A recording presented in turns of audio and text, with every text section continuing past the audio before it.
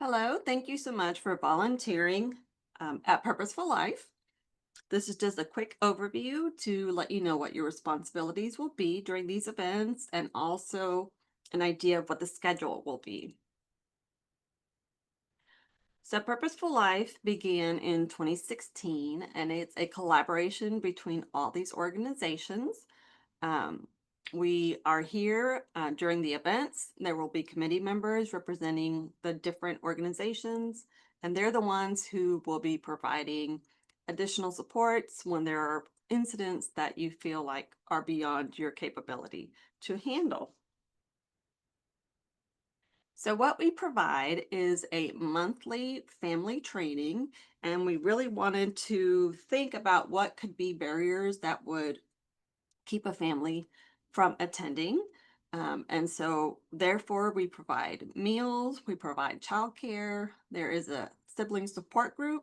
It's not currently um, being held, but it was in the past. And we also provide childcare. It is held at Central Church in College Station. The parents are in the grand room, and the children they will be in the special needs wing, different rooms based on their ages. And the training is facilitated by committee members, and you are the ones who are providing the childcare. So thank you so much, PSUN, the PATS program, and anyone else who has registered to volunteer. So check-in begins at 5:30. And it's from 5:30 to 5:50. The adults will arrive at 5:50. So it's good if you can arrive early and be in the rooms before the parents show up. The first thing you're going to do is you're going to look for the sign-in sheet for the volunteers, and there is a round table in the main hallway when you come in. So you're going to go ahead and sign in, make yourself a name tag, and then you can decide which room you want to go to. These are the different rooms where the children will be, uh, where the kids were going to be located, and and we want to make sure that we have at least two volunteers in each room. So if there's already two people in that room, please continue to check the other rooms to see if anybody else needs help. So what your role is to support the children and possibly young adults. Sometimes we do have like 18, 19, 20-year olds in the youth room. And so your main focus is keeping them safe and helping them to have fun. So we want to make sure they're not leaving the rooms without supervision, without one of you being with them. Um, if they're just like going out into the hallway for some reason and everybody else can see you, then it's okay to just step outside real quick. But we want to make sure that we are never alone with a child. When it comes to safety, we want to make sure that we're modeling respect and that you're going to step in if the kids are fighting. So we do not want kids to, fight, lay hands on each other, or anything like that. So one of the ways that we can make sure that kids are not fighting is if we're keeping them engaged. You are going to have toys in the room and just play games with them, right? Talk to them about their interests. They have a cheat sheet. There's a piece of paper located usually on a clipboard in your room, and you can read the different things about each child, and it tells you how to support them, what are the things that they enjoy doing, and if you keep them engaged, then the chances of them having any fights or things like that will be decreased. So as I mentioned, they have cheat sheets, and it's good to glance at it, make sure you understand everything. When the kids are coming in, that's your opportunity to ask the parents for any additional information. So perhaps it says they have an allergy, but the parents didn't specify what it was. Then their name tag, if the parents told us that they're allergic to anything in specific, it'll be on their name tag. But if their name tag just says allergy and it doesn't say what it is, then take that time to ask the parent, his name tag says allergy, but it doesn't say what it is, and write that down on the cheat sheets. That way I can go ahead and include it next time. And this information needs to be kept confidential. So at the end of the event, I need the person who is leading that room to go ahead and bring that paper to me at the end of the event because I need to shred them. That needs to be confidential information. One of the things that we always want to make sure we're following is the rule of three. And what that means is that you are never alone with a child, a young adult, one of the individuals whom we are supporting. That's for their safety and your safety as well. So if you're going to walk someone to the restroom, then you need to have two adults with you. So grab somebody else, grab a committee member that are good, they're going to be in the hallway usually. Find someone and say, "Hey, will you go with me to the restroom with this person?" Look at their cheat sheet before you go. Their cheat sheet is going to say whether or not they need support in the restroom. So if they need assistance to go to the bathroom beyond just providing adult supervision, then you're going to go find the parent because you were not responsible for changing diapers or actually helping them use the restroom, clean up, or anything like that.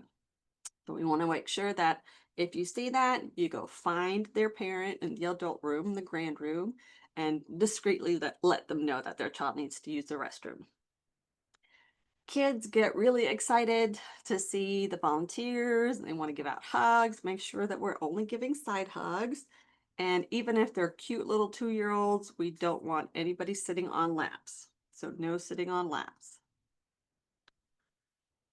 There's going to be a committee member in the hallway, and they will be the ones who are getting the meals ready. And usually it's Pat Morse from BV. And so if Pat is out there, she's going to be getting the food ready and she's going to come and serve the kids in the room. And if there are any extra nuggets, then she's going to come back and see if anybody wants any. If you need assistance, with behavior issues or anything like that, you can also go ahead and come out to the hallway to find a committee member and let them know.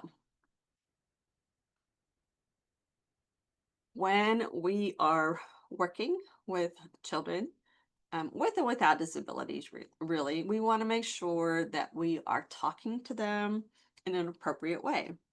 So if we're talking to teenagers, talk to them like they're a teenager, right? Don't talk to them like they're babies. Don't talk to them, using things like "do you need to go potty" or anything like that. Make sure you know you're reading that cheat sheet when you come in. You know what their support needs are. You know any possible triggers that might cause them to get upset. Maybe they don't like sharing toys or anything like that. It's good to know ahead of time. And one of the best ways that you can help support them is by staying calm. So if something happens, there's an argument, somebody wanted one toy, somebody else grabbed it, right? You need to stay calm yourself. And if it's something that is beyond your capacity, then feel free to come out in the hallway and grab one of us. If anybody gets a little cut or anything like that, there is a first aid kit near the kids' food table. It might be underneath, but if you don't see it right away, then come grab one of us. If it's something small, like they, got a little cut on their finger or a little scrape or something like that, and you can handle it, taking them to the bathroom, washing it, and putting on a band-aid, then you're welcome to do that on your own. If it's something more serious than just a little band-aid, come and get me, Amy Day, in the main room and talk to me about it. And then I will decide if we need to get the parents involved. Sometimes we might have a child who has seizures that would be written in their cheat sheet. And if there's a seizure, then go ahead and come get us. And whoever is in the room, just make sure that they're keeping the child safe by taking anything away from them. Keeping the environment safe and then also making sure that other kids, are not in there so they can come out in the hallway and there's two adults that need to stay in there while we're going out to get the parents. If there are things like seizures, fights that cause harm, bullying incidents, anything like that, we do need to fill out an incident report. So you need to come find me and let me know. I will fill out the incident report, and I will need to take statements from anybody who was a witness. So try to make sure that you remember key details so that I can fill it out. And then we will, if an adult needs to step in, if one of us, a committee member, needs to step in, then we'll do that quickly.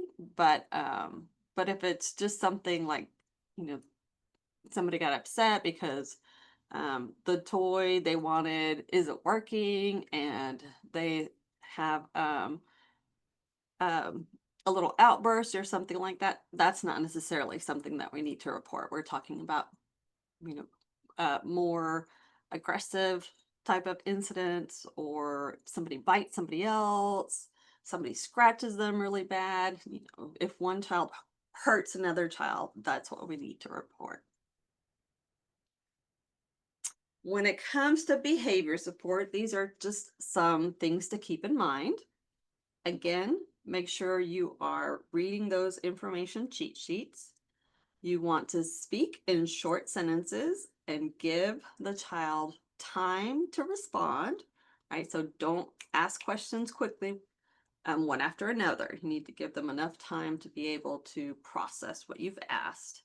We want to keep ourselves nice and calm, and if their voice is elevated, then yours is going to be quieter. So we are not adding to their elevation. Right? Our tone, us being upset, isn't making them even more upset. We only want one person to be talking at a time. So multiple people coming in and trying to handle the situation is not helpful. We really want whoever has been working with the child, whoever's been playing with them, just one person to really handle a situation. We need to give them space, right? So we're not going to be in their face if they're upset. We're going to give them space and support. And again, have nice, calm tone of voice. If you can, try to redirect them. So looking at the things they like, if they like to read books, we can be like, oh, look, you know, there's a great stack of books over here. Let's see what we can find. Or if you know that they really enjoy Pokemon and you know something about Pokemon, then you can try to talk about Pokemon to redirect their attention to something that's positive. We want to make sure that we're offering choices. So it's not just, well, you have to play with this. You know, do you want to play this game or do you want to play with this toy? Giving them options. Again, we want to make sure we have 2 volunteers in the room at all times.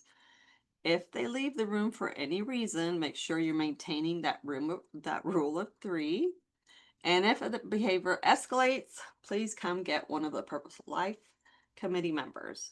If you go in the hallway, Pat should be hanging around the kids' food table. If you go just near where the room for the 7 and up kids are, there's a bench right there, and committee members will be sitting in that bench. Because what they do is they walk around during the event and peek in all the rooms, make sure everybody's doing okay, and they're there if you need that second person to take someone to the restroom. If there is a child missing, this is a protocol that we're going to follow. We want to keep an eye on the kids at all times. If you need to step away, make sure that you tell a volunteer, right, that so that there's still 2 adults in the room. You can't leave one adult alone in the room. So if you need to step out, grab somebody from the hallway. If there is somebody in your room missing, then you're going to contact a committee member right away, let them know who's missing, tell us when and where you last saw them, what they're wearing, and we'll quickly do a search of all the rooms. And then if we can't find them right away, we'll go get the parents and we'll start doing a more intensive search, excuse me. So we'll tell, at that point, I will be directing people, and I'll say, okay, you're going to go check the bathrooms, you're going to go look in the kitchen, and so on and so on. And if we can't find the child within 10 minutes, then we will contact the police. Now, in order to volunteer, you have to have taken your child protection training. So this is just a review on what you learned in the child protection training. If a child tells you that they've been abused, or you suspect they've been abused, or there's maltreatment, um, an example of this could be a child where you see a lot of bruises on them, or a child who looks like maybe they haven't bathed in a while and their clothes are dirty, or perhaps they don't smell as good as they should. You suspect that they haven't had their hair washed or things like that. You do not investigate, right? So we're not going to ask leading questions to the kids. We're not going to say, did your parents hit you and give you those bruises? We're not going to make promises. So if a child comes up to us and says, um, you know, that someone is doing something to them, we can't promise that that person is going to be caught or that person's going to jail or anything like that. And you cannot notify the parents or the caretakers. And so you can't go tell the parent, I saw there's bruises on them. What happened? What you do, what you are supposed to do is we believe them. We provide a safe environment. That's this camper, excuse me.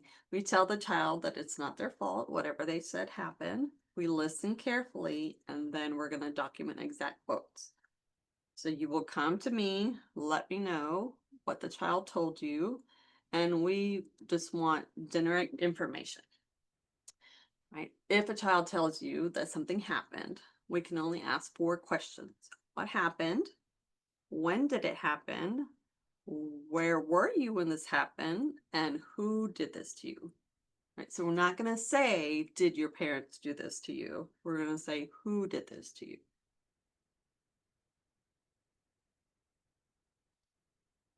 Okay? And just some random information. We want to make sure that either your phones or in your backpack, if you have your backpack with you, in your car, turned off. You should not be on your phone when you're providing childcare. We're not allowed to take photos of the kids or adults. It's okay if you want to take a photo of yourself by there's a really cool looking, oh God, can't think of the word. There's a hot air balloon. And so it's the basket of a hot air balloon in the child's area. So if you want to take a picture of yourself near that, that's fine. But make sure you're not taking pictures of the kids or parents. Make sure you're keeping the doors to the childcare rooms closed, so that way they can't easily run out. We want to read their cheat sheets. If you see a parent's phone number on there, then that means that that child may be one that wanders away. And so if they're continuing to run out of the room, then we're going to contact the parents and let them know that they need to come get them because we can't keep them safe. And last thing, if you are needing volunteer hours, make sure you bring those papers with you so that I can sign them at the end of the event. So last part is you're going to scan this QR code and take a short quiz so that I know that you've watched this training video. I'm going to leave it up just a moment. And so make sure that you watch the training, you take the quiz before the first time you volunteer. Thank you so much.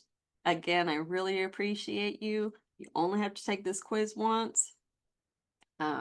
We added some things to it this year, so if you volunteered last year, you will need to take this quiz, but you don't have to take it every single time. This is valid for the whole 2025-2026 series.